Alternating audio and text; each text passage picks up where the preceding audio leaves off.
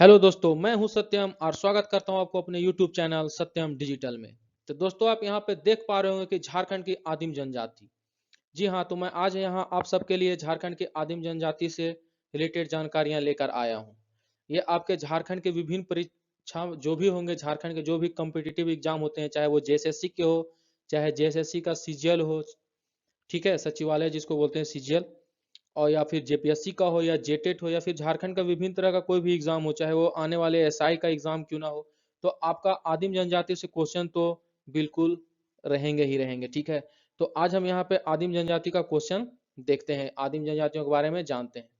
तो झारखंड की आदिम जनजाति आप यहाँ पे देख रहे हैं कि झारखंड में आदिम जनजाति, झारखंड में टोटल कितने जनजातियां हैं? तो 32 प्रकार के जनजातियां झारखंड में पाई जाती है। उसमें जो 8 जनजातियां हैं, ठीक है, उसमें से जो 8 जनजातियां हैं वो कैसी हैं? तो आदिम है। ठीक है, 8 जनजातियों को क्या बोलते हैं? आदिम जनजाति बोलते हैं। ये झारखंड में आदिकाल से क्या कर रहे हैं? निवास कर रही है। इसमें से देखिए कौन कौन सी 8 जनजातियां हैं जो क्या है आदिम जनजाति। तो पहला नंबर पे आपका असुर है, बिरहोर है, बिरजिया है, पहरिया है, कोरवा है, सबर है, माल पहाड़िया है और सौरिया पहाड़िया है। तो इन 8 जनजातियों को आप याद रखेंगे। ये 8 क्या है? झारखंड की आदिम जनजातियां हैं। इनसे आपका क्वेश्चन बिल्कुल इस तरह से दे सकता है कि निम्न में से कौन सी झारखंड की आदिम जनजाति है या फिर कौन सी जनजाति आदिम जनजाति नहीं है। तो इसलिए आपको ये 8 याद होना बहुत जरूरी है और ये आपके एग्जाम के पॉइंट ऑफ व्यू से क्या है? बहुत ही इंपॉर्टेंट है। ठीक है, तो आप 8 जनजातियों कौन कौन सी आदिम जनजाति जो है। तो आज जो है झारखंड की आदिम जनजाति में आज जो हम लोग सबसे पहला देखेंगे वो ये देखेंगे कि झारखंड की जो असुर जनजाति के बारे में हम लोग देखेंगे। ठीक है, असुर के बारे में हम लोग देखेंगे। झारखंड का जो पहला जनजाति जो है वो असुर के बारे में हम लोग चर्चा करेंगे। तो देखिए, असुर जो जनजाति है झारखंड की, इसका जो है वो जनसंख्या 2011 जनगणना के अनुसार इसकी जनसंख्या कितनी थी?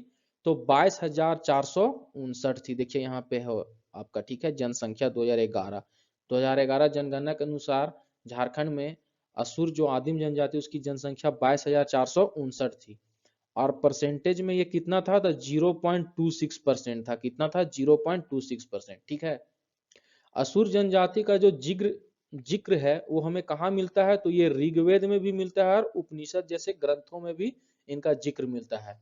क्योंकि देखिए असुर जो है वो झारखंड में आदि काल से ही निवास कर रही है, तो इनका तो जिक्र स्वाभाविक है कि मिलना ही हमें ऋग्वेद और उपनिषद जैसे ग्रंथों में। तो इनका जिक्र जो है वो क्या है? इन ग्रंथों में भी मिलता है हमें, ऋग्वेद और उपनिषद में। तो आप याद रखेंगे, क्वेश्चन आपका यहाँ पे दे सकता है कि झारखंड की कौन सी जनजाति है जिसका जिक्र या जानकारी हमें उपनिषद से प्राप्त होती है या मिलती है। तो वो कौन सी है? वो अशुर है। वो जनजाति का नाम क्या है? अशुर है।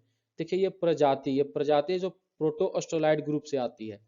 लेकिन अगर भाषा के आधार पर देखा जाए तो इनकी भाषा कैसी है? तो इनकी भाषा को अशूरी बोलते हैं या फिर मालय भाषा बोलते हैं। ठीक है, तो ये जो भाषा के आधार पर इन ये किस प्रजाति के हैं? तो ऑस्ट्रो एशियाटिक प्रजाति के हैं, याद रखिएगा। तो क्वेश्चन अगर आपका देता है कि असुर जो किस प्रजाति के हैं, तो क्या मारेंगे आप? ऑस्ट्रो एशियाटिक प्रजाति को मारेंगे, जो कि आगे भाषा परिवार का है। ठीक है, इनका निवास स्थल देख लीजिए, निवास स्थान इनका कहाँ पे है? तो निवास स्थान ये पाट क्षेत्र में निवास करती है। झारखंड का जो पाट क्षेत्र है उसमें इनका क्या है? निवास स्थान है। यानी मुख्य रूप से बोला जाए तो लोहरदगा हो गया, लातेहार हो गया, गुमला हो गया और पलामू इनका क्या है? निवास स्थान है। देखिए ये पेशे से क्या है? तो पेशा इनका है लोहा गलाना। क्या है ये? पेशे से लोहा गलाना। तो क्वेश्चन आपका ये भी दे सकता है कि निम्न में से कौन सी जनजाति है जो लोहा गलाने का कार्य करती है? तो वो कौन सी आपकी? अशुर है। या आदिम जनजाति है जो लोहा गलाने का कार्य करती है। और गला के कार्य करती है तो लोहा गला के लोह उपकरण तैयार करती है, यानी उससे बने लोहा से जो जो उपकरण बनते हैं उनको ये बनाती है। ठीक है, लेकिन वर्तमान समय आप यहाँ पे देख रहे हैं एरो दिया हुआ है, उसके नीचे देखिए वर्तमान समय में ये क्या कर रही है? तो कृषि और पशुपालन का कार्य कर रही हैं। ठीक है, वर्तमान समय में असुर लोग कृषि और पशुपालन भी कर रही हैं। अब देखिए असुर जो है ये 3 उपजातियों में क्या है? विभाजित है। असुर जो है कितनी? 3 उपजातियों में विभाजित है। पहला जो है वो वीर असुर है, दूसरा है बिरजा असुर है, तीसरा क्या है? तीसरा जो है वो है आपका अगरिया असुर। ठीक है, तो असुर उपजाति को 3 उपजाति में विभाजित भी किया गया है। तो आप इसको याद रखेंगे। क्वेश्चन आपका दे सकता है कि बिरजा असुर जो है वो किस आदिम जनजाति की उपजातियां हैं, तो आप याद रखेंगे असुर की है। या निम्न में से कौन सी जो है उपजातियां असुर की नहीं है या हैं, तो ये आपको तीनों याद रखना होगा। वधु मूल्य, आप यहाँ पे देखिए वधु मूल्य, ठीक है, वधु मूल्य। तो असुर लोग वधु मूल्य को क्या कहते हैं, ये लोग डाली टका बोलते हैं। क्या बोलते हैं, डाली टका, ठीक है। असुर लोग वधु मूल्य को डाली टका कहते हैं। तो आप यहाँ पे बहुत ही इंपॉर्टेंट आपका असुर आप याद रखिएगा, ठीक है। आदिम जनजाति है या को ये याद होना तो चाहिए ही। अब देखिए गोत्र, असुर में विभिन्न तरह के गोत्र पाए जाते हैं, ठीक है। ये लोग गोत्र को क्या बोलते हैं असुर लोग, तो ये लोग गोत्र को बोलते हैं पारस। क्या बोलते हैं, पारस बोलते हैं गोत्र को ये लोग, ठीक है। ये लोग गोत्र को पारस बोलते हैं। असुर में विभिन्न तरह के गोत्र भी पाए जाते हैं। एक का नाम है बेंग, इंदवार, टोपो, खुसर, केरकेटा हो गया, बरवा हो गया, बधना हो गया, उल्लू हो गया। ये सब क्या है, ये सब असुर के गोत्र है। विभिन्न तरह के असुर में जो गोत्र पाए जाते हैं उन गोत्रों का नाम है। और ये गोत्र को किस नाम से बोलते हैं, तो गोत्र को ये लोग पारस बोलते हैं। आपसे क्वेश्चन दे देगा कि पारस या असुर, असुर जो आदिम जनजाति है उसके गोत्र को किस नाम से जाना जाता है, तो क्या होगा वहां पे आंसर आपका पारस होगा, ठीक है।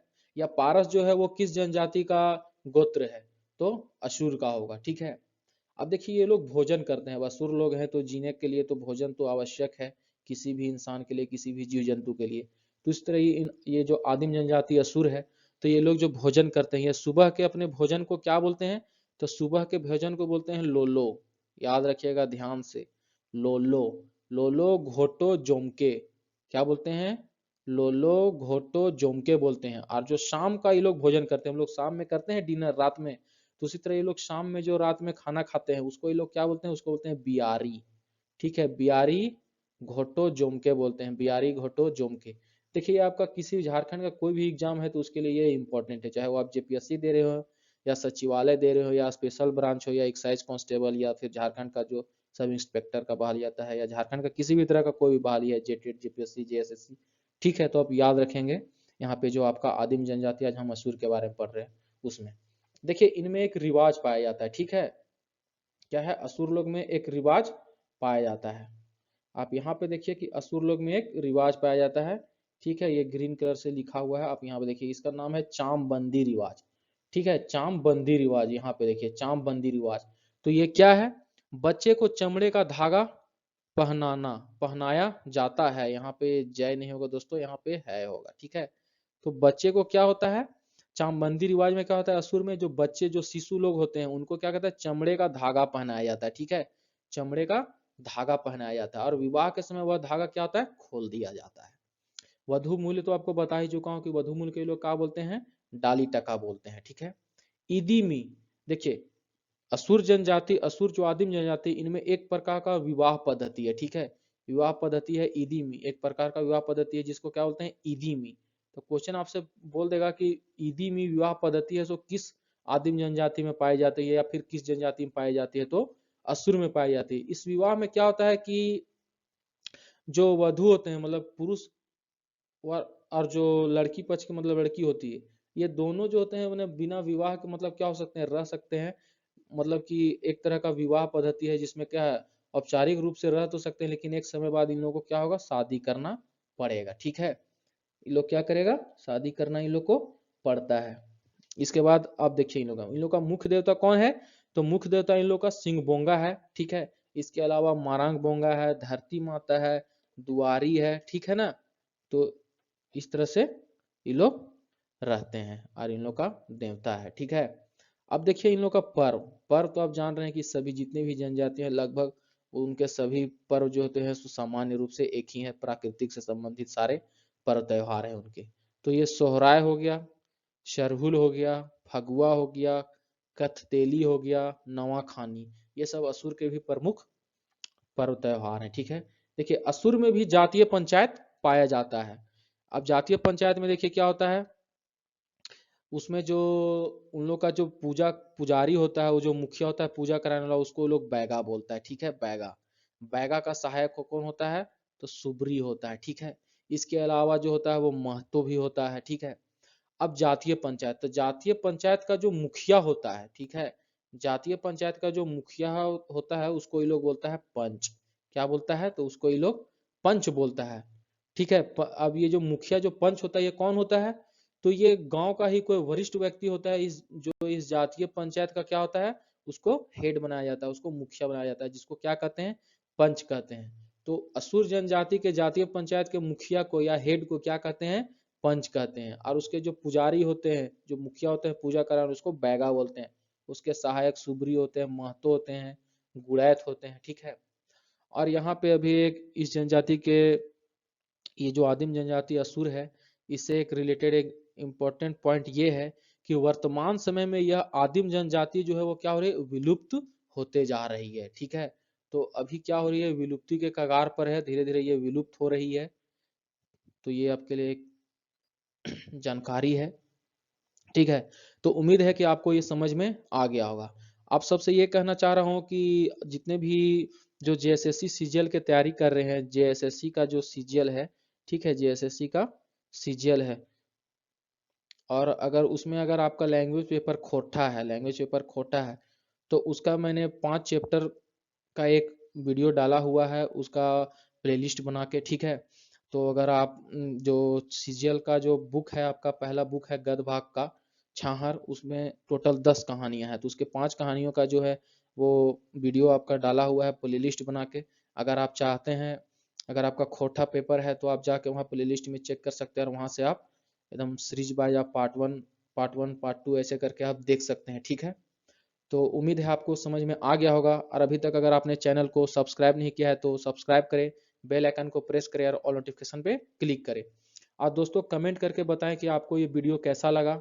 ठीक है, और अगर आप चाहते हैं कि मैं इस असुर जनजाति का अगर आपको पीडीएफ उपलब्ध करा दूं, तो आप मुझे कमेंट करके बताएं, तो मैं आपका इसको पीडीएफ भी आपको उपलब्ध करा दूंगा। ठीक है, वीडियो को लाइक करना ना भूलें और जितना ज़्यादा हो सके शेयर करें। तो थैंक्स फॉर वॉचिंग। जय हिंद दोस्तों।